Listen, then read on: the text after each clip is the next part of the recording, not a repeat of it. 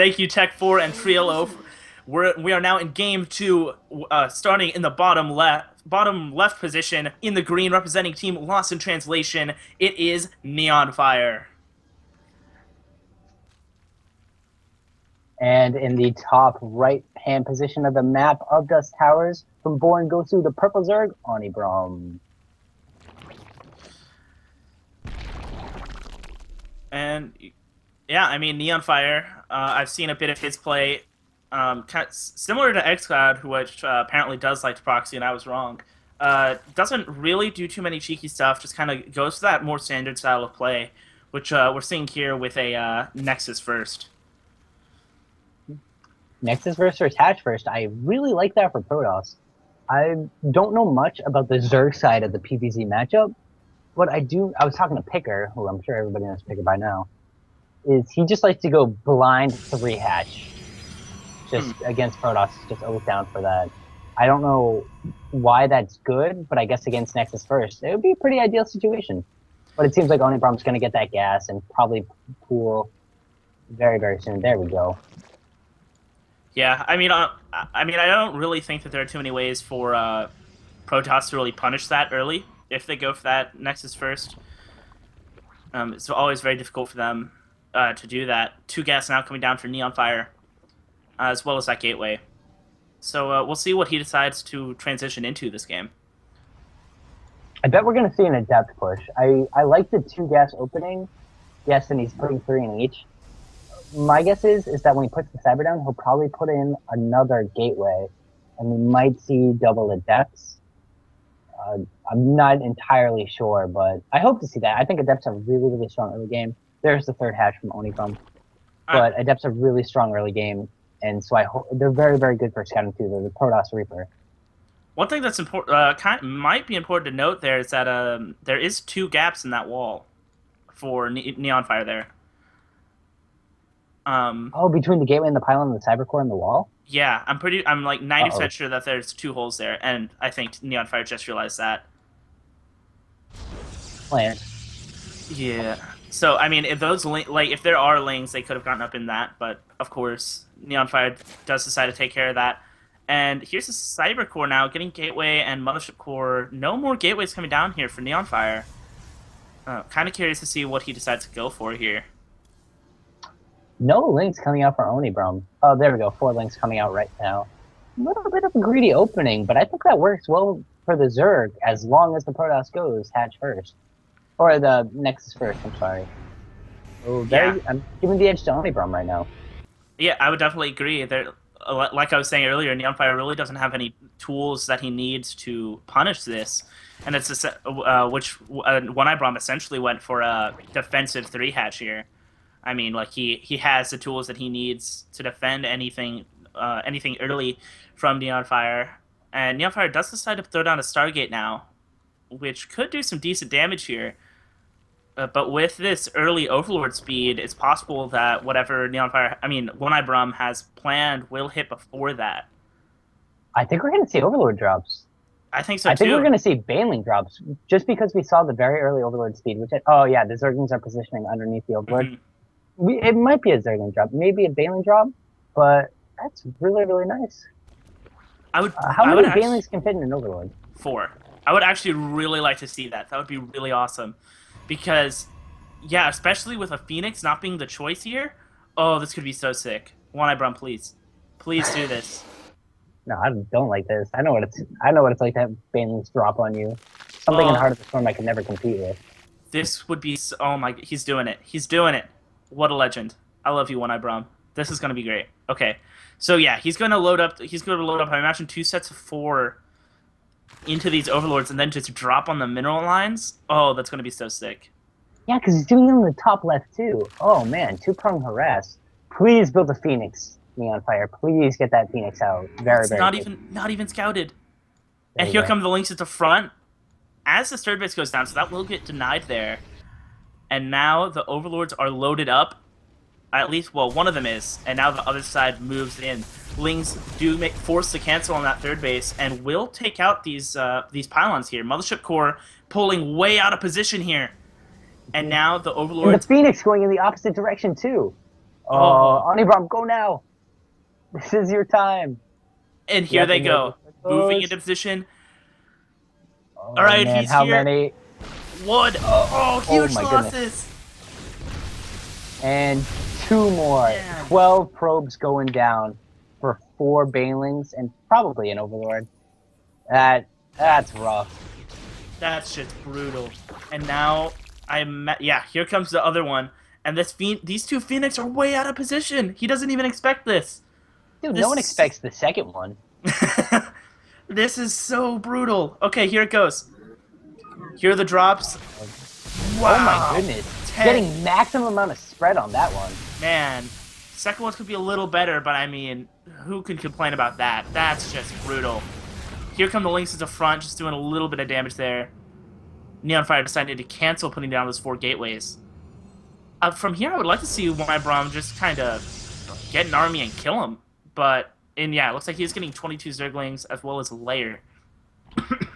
All Onaibrum has to do is just defend at this point because it's 42 drones to 22 probes. The third isn't even up for the Protoss player. As long as he defends this next all-in push from Neonfire, because Neonfire's kind of only hope of victory is to do this very, very big 2-base push, and I think that's why he dropped down the 4 gates. Is we're just going to see a ton of adepts. No upgrades, no Twilight Council, no Forge. And not even getting the gas at his second. We're probably just going to see, getting 9 gates, building a full wall, and getting a third. Gonna play very safe, but I don't think this is the right play from Neonfire. I think he needed to kind of just go and push his luck, but I agree. Yeah. Sorry. I think that from here he's just gonna try and macro up, but he's macroing up from a place from such a huge disadvantage. And I mean, he tried to do some damage with that Oracle, and only got 2 drone kills.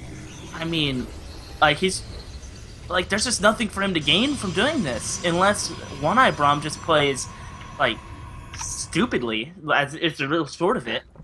I mean, this is Onaibrum's game to lose, especially with Neonfire deciding to just stay back like this.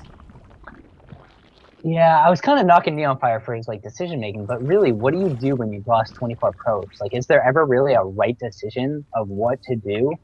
It's just such a bad spot. And if Onaibrum's not aggressive, maybe it'll bring Neonfire a little bit back to this game, but he's still gonna need that amazing positioning. He's probably he's gonna need disruptors just to get the best disruptor shots that he's ever seen. Or actually, he's going for a Mortal Archon, which I also like. I think that's a very, very strong combination too. So we'll see. Yeah, I mean, I think that this does give Neonfire the best chance. I think I would have preferred to see. It looks like another Baneling drop trying to do some damage here, but there's not too much for him to gain.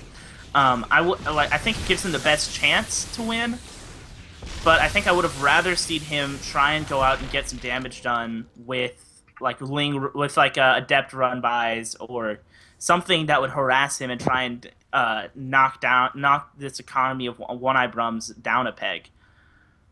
And it looks like now he is going to go into a charge lot mortal.